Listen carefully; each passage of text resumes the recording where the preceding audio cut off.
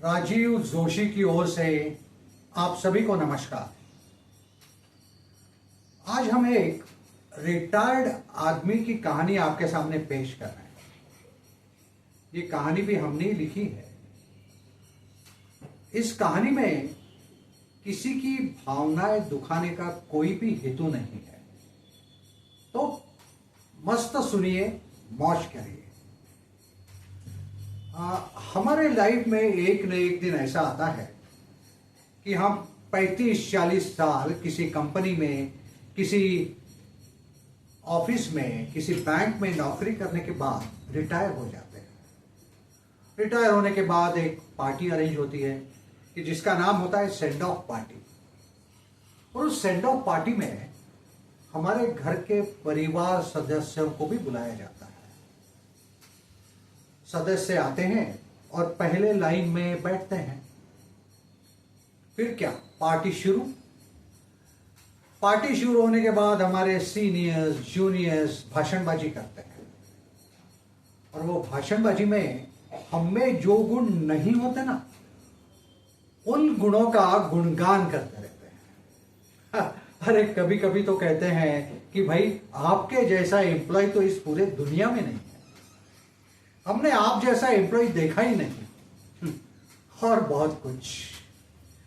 फिर क्या, तालियां ही तालियां। पर ये सब सुनकर हमें भी अच्छा लगता है, पर ऑडियंस में एक बैठी हुई व्यक्ति मन ही मन हंसती है और सोचती है, अरे दुनिया आपको हिमालय की चोटी पे क्यों ना बिठा दे, मैं जानती हूं आप कितने पानी में हो। क्या इस व्यक्ति का नाम आपको बताना पड़ेगा? नहीं ना।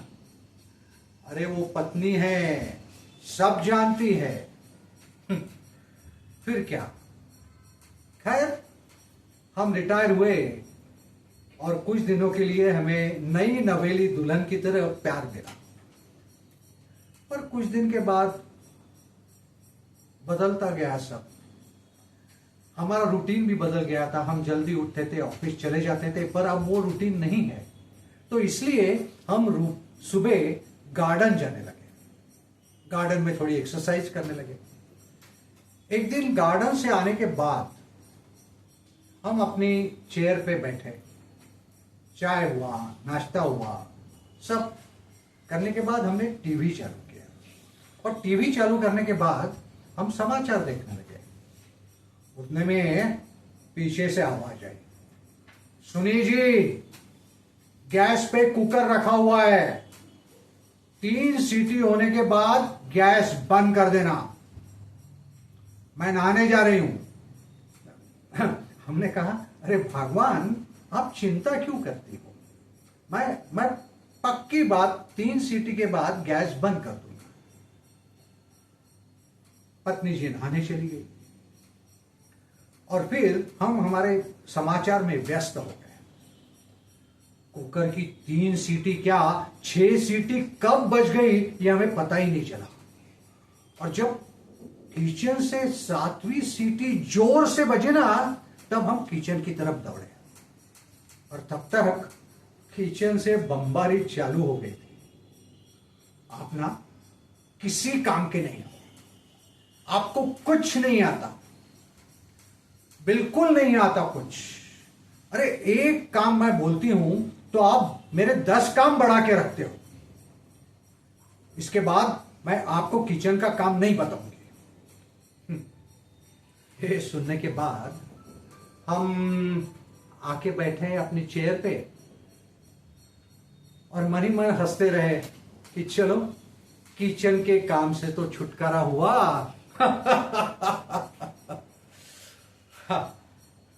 अब पिछले साल की बात हम आपको बताते हैं। पिछले साल हमारे पत्नी के बहन के बेटे की शादी थी। ध्यान से सुनिए, पत्नी की बहन का बेटा। शादी में तो जाना बनता ही है। हमने कहा, भगवान, हम 1 हफ्ता पहले जाएंगे ताकि उन्हें हमारी मदद हो जाए। बस पत्नी जी खुश।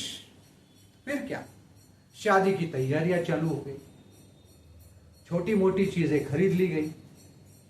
और एक दिन हमारे पत्नी ने अलमारी में से सब साड़ियां निकाली।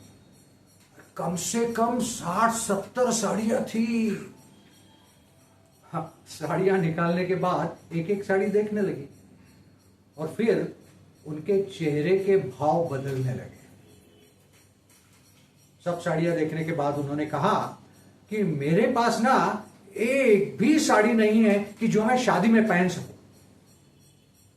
अरे हमने कहा भगवान, खरीद लो एक साड़ी। एक साड़ी? फिर क्या, हम बाजार गए और जब बाजार से वापस लौटे तो 5 साड़ियां खरीद ली गई थी। हमने भी सोचा था कि भाई हम हमारी शेरवानी ले, पर शेरवानी की जगह हम ये हमारा टी शर्ट ले आए। खैर, एक और याद आ रहा है। एक दिन हम गार्डन से आए, घर में पहुंचे और कुर्सी पे बैठे रहे, शांत बैठे रहे।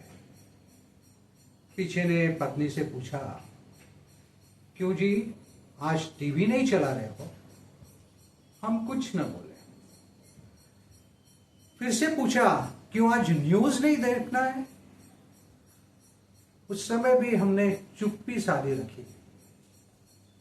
उन्हें पता चला कि कुछ तो गड़बड़ है।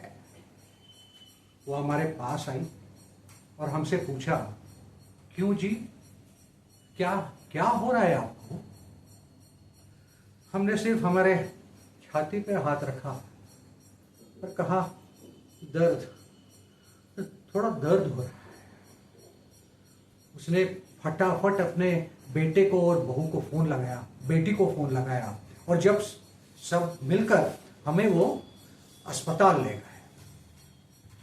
अस्पताल जाते समय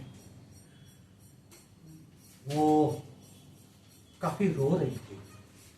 उसकी आंखों से आंसू थम नहीं रहे थे। हमने कहा, अरे भगवान, चिंता न करो, हम बिल्कुल फिट है, हम जरूर वापस आएंगे, आप चिंता न करो। हॉस्पिटल पहुंचने के बाद जब हमें इमरजेंसी वार्ड में एडमिट किया तो उस समय तो उनकी हालत और खराब हो गई। फिर क्या, हमारी सब जांच की गई। 1 घंटे के बाद डॉक्टर बाहर आए और उन्होंने हमारे बेटे से कहा कि मैं कुछ दवाई लिख के देता हूं, ये उन्हें दीजिए। हमारी पत्नी ने पूछा, पर उनकी तबीयत कैसी है? तो डॉक्टर साहब ने कहा, आप बिल्कुल चिंता न कीजिए, वो बिल्कुल फिट है, टनाटन। अरे आज वो गार्डन में इनकी पार्टी थी ना, तो इन्होंने कुछ भजिए ज्यादा खा लिए, इसलिए इन्हें गैस चढ़ गई। बाकी कुछ नहीं। हम जीवन साथी एक दूसरे से बेहद प्यार करते हैं और इसी से ये प्यार भरी नोकझोंक होती है। भूल जाइए इस नोकझोंक को, सिर्फ प्यार याद रखिए। हम एक दूसरे से प्यार तो करते हैं, पर क्या हम उसे जताते हैं?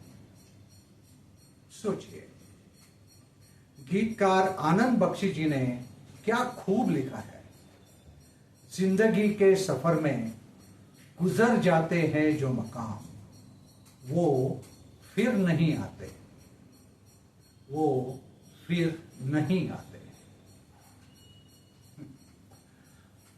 कैसी लगी आपको ये कथा और इसका प्रेजेंटेशन?